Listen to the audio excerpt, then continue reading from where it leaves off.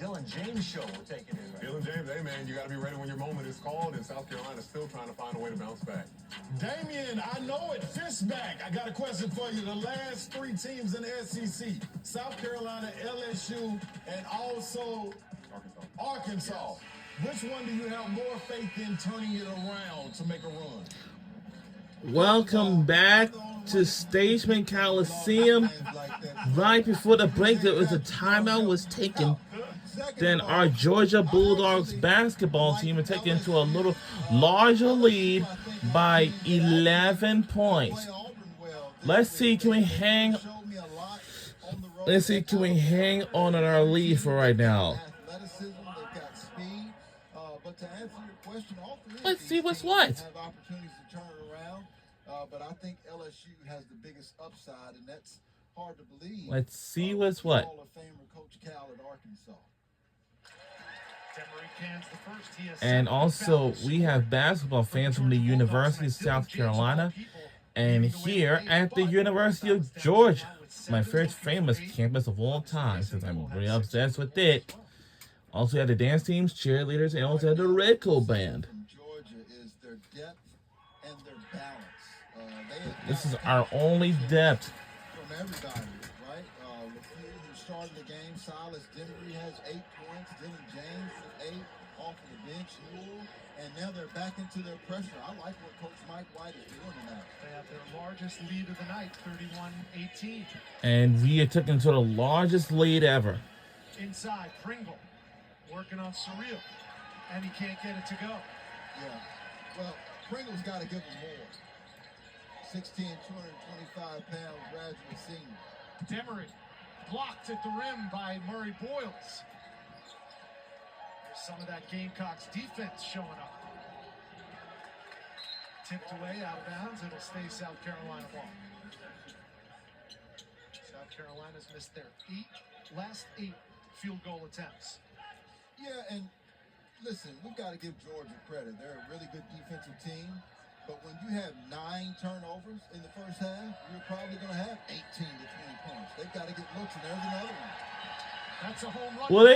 Well, and gets it to finish. For Silas Demery, who leads all scorers now in the first to double digits. Some tells me it's getting a little bit, trying to get a little too hectic. I would not assume. Let me tell you something. Murray Boyles. We know what he's made of. Some tells me about Design Shoe Warehouse has just been the most popular. Yeah, that was a set play where he got the defense lifted on the opposite side so that he could throw that lob to the opposite side for Kyler Murray. Oh. Demery, the lob to James. Now to Surreal. And so close. Plenty of time here for the Gamecocks to try to close this gap. Italy by 13. Try to get on the slope. Try to get him. Or what are we doing out here? Deep 3, Davis. No. To the right, Surreal. Can't go out that way. And elbows are flying in the paint.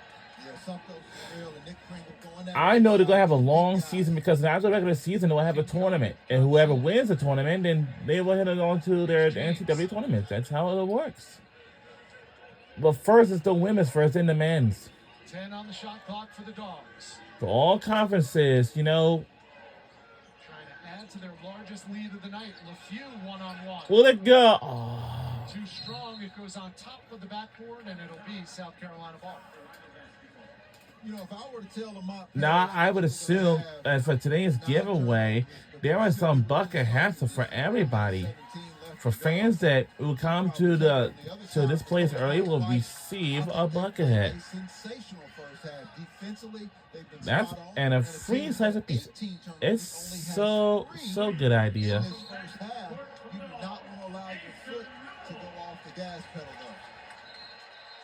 Dylan James checks out. Asa Newell back on the floor for Mike White. And you just heard Joe Lindsay tell us the previous play will be under review with 1:17 to go. Thought we were going to get out of the first half without a review. When was the last time that happened? Man.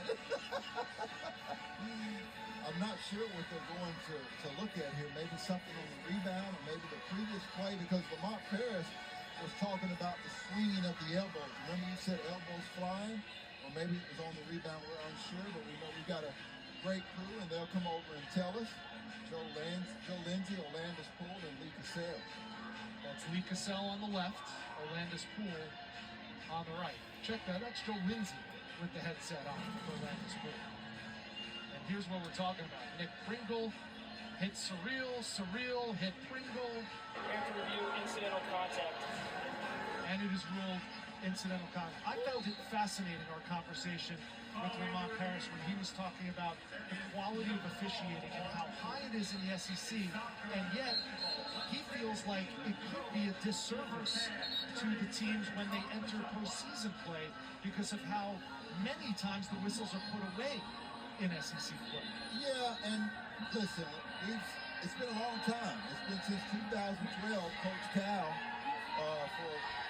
he's going back to referee now. I think Kentucky fans need to remember that. He's the last one to win a national championship in the SEC. And one of the reasons has been because of the inability, maybe, of the SEC teams to adapt. You've got to be able to adapt, but I think the officiating is just fine. It'll continue to get better. 1 or 2 minutes to go in the first half, and we're now under a minute to go in the first half. Lots of teams really good at steals and blocks and playing defense with their hands. We've seen some of that tonight. A lot of toughness on display as well. Newell, that is so good. Well, you're great players, not just you're great players who know how to get to their spots on the floor. So he's gotten there via the pass and now off of the bounce. That's really impressive. That is his office. 8 points now for Asa Newell. Colin Murray-Boyles tried to answer with a thunderous dunk, and he'll go to the line instead. This is what I mean, Rich. You see, there's plenty of people surrounding him, but he doesn't get bothered because there's a sense there that the help isn't coming. And so he's able to use his body and the bounce to get exactly where he wanted to go on the floor for that jump hook. So many good freshmen playing in college basketball, but among major conference freshmen, Asa Newell is #1 in offensive rebounds, #2 in field goal percentage, 8th in scoring, and 7th overall in rebounds per game. Quite simply, he's one of the best youngsters in all of college basketball. Sure. And you wonder why people still aren't talking about him more. I think that, the national media is talking about him a little bit more, but we all talk about Trey Johnson, rightfully so. Tahad Pettiford now getting his flowers. Jeremiah Fears at Oklahoma. People were talking about him earlier. LeBaron Philon. But Asa Newell has certainly got to be at the top of the conversation. Projected first-round pick, Asa Newell, hometown kid. Spent his formative years here in Athens. Yeah. 8 meals at Bolton. Learned how to swim on campus with his brother Jaden. He moved to Florida when he was 10, but found a way to come back home. And I think that was strategic and intelligent by Coach Mike White and his staff, bringing Jaden Newell, his brother, on right there. Jaden's a redshirt sophomore, and I feel like almost every post-game press conference you hear Mike White talk about Jaden Newell being one of those culture guys, one of those team-first guys that is every bit as valuable as anybody else on this roster to the Bulldogs' success. Yeah, we know their grandmother worked at the president's office, and that's how they built the relationship with George. And that'll do it for the first half. Well, that brings an end to the first half. Asa Newell had a good one.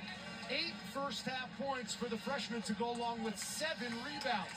He's on track for his 5th double-double of the season, but it's been balanced scoring for the Dogs. They have their largest lead of the night, 35-21, as we send things to Dari Nowkhah for the halftime report. All right, Rich. Good stuff, brother. Fish, yeah, good to have you too. Fish giving a very good answer to your question earlier. We got P.Y. and Slay in here as well. It is tough, right? I feel